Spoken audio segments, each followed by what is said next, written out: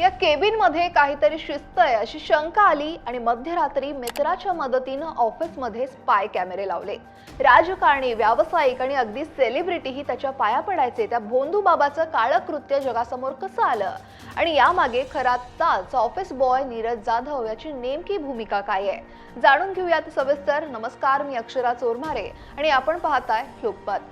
तर हे सगळे काळे धंदे खूप आधीपासून सुरू असताना 18 फेब्रुवारीला एक महिला शिर्डी पोलिसांना फिर्याद देते। नीरज जाधव हा काही छायाचित्रांच्या आधारे आपल्याला ब्लॅकमेल करतोय असं ती सांगते। हा नीरज जाधव खरं तर अशोक खरातकडे कामाला होता आणि त्यामुळे या तक्रारीनंतर अहिल्यानगर पोलिसांनी तात्काळ नीरजला त्याच्या घरी जाऊन शोधलं, पण तो गायब होता। पण त्याच वेळी कॅप्टन खरात याच्याबाबत नीरजकडे काही महत्त्वाची कागदपत्रे आहेत, तुम्ही त्याला संरक्षण द्या तरच तो वाचेल अशी विनंती त्यावेळी नीरजच्या आईने पोलिसांना केली। नीरजच्या 2 मित्रांनी सुद्धा पोलिसांना या संदर्भात दुजोरा दिला। पुढे पोलिसांनी नीरजला शोधून संरक्षण दिले आणि त्यानं 7 मार्चला अहिल्यानगर पोलिसांना खरातचे सगळे व्हिडिओ दिले, पेन ड्राईव्ह दिला। नीरज जाधव हा 2019 पासून खरातकडे कामाला होता, पण काही काळापासून त्याला महिलांच्या बाबतीत खरात याच्या व्यवहाराबाबत शंका आल्या आणि त्यामुळे त्यानं धाडस करून त्याच्या कार्यालयात गुप्त कॅमेरे लावण्याचा निर्णय घेतला। कॅनडा कॉर्नर इथल्या कार्यालयात खरात नसताना संध्याकाळी मित्राला बोलवून त्यानं छुपा कॅमेरा बसवला, स्पाय कॅमेरा, आणि त्यानंतर अनैतिक अघोरी प्रकार होतात का याची खात्री करण्यासाठी ते सीसीटीव्ही फुटेज तपासला असता तो हादरून गेला।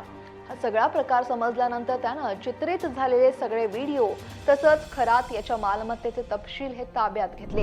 त्यानंतर त्यानं कामावर जाणं बंद केलं आणि त्यानंतर कार्यालयातील सीसीटीव्हीच्या खाणाखुणा आणि आपल्या खाजगी प्रकरणांची काही महत्त्वाची माहिती ही नीरज जाधवकडे असल्याचं खरातला समजल्यानंतर त्यानं त्या नीरज जाधवला धमकावणं आणि त्रास द्यायला सुरुवात केली। हे जर बाहेर सांगितलं तर जिवंत सोडणार नाही अशा शब्दात दबाव टाकण्यात आल्याचं सुद्धा या संबंधित तक्रारीत नमूद करण्यात आलंय। आणि त्यानंतरही नीरज जाधवला अडकवण्यासाठी शिर्डीतील महिलेला हाताशी धरत खोटी फिर्याद सुद्धा दाखल केली, पण महिलेनं दिलेल्या फिर्यादीत अनेक विसंगती असल्यामुळे पोलिसांचा संशय सुद्धा नंतर जास्त बळवला।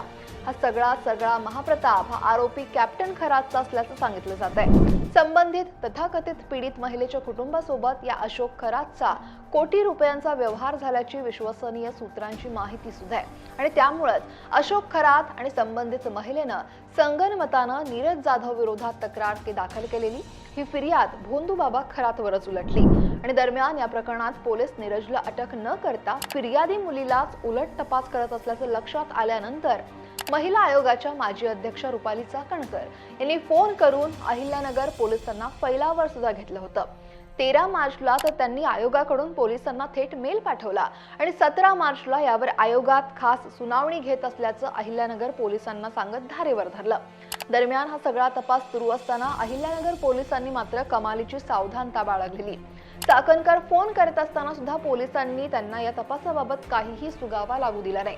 त्यामुळे चाकणकर एवढा दबाव का आणत होत्या हे सध्या तरी संशयास्पद आहे। या प्रकरणाचं गांभीर्य लक्षात घेऊन राज्य सरकारनं विशेष तपास पथक म्हणजेच SIT सुद्धा स्थापन केली आहे, ज्याचं नेतृत्व महिला IPS अधिकारी तेजस्विनी सातपुते करतायत।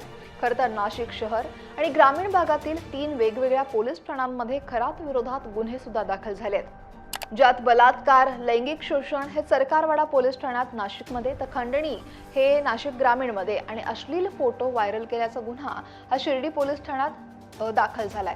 तर SIT ही खरातच्या कोट्यावधीच्या मालमत्तेची, आर्थिक व्यवहारांची, त्याच्या राजकीय धार्मिक संबंधांची कसून चौकशी करते।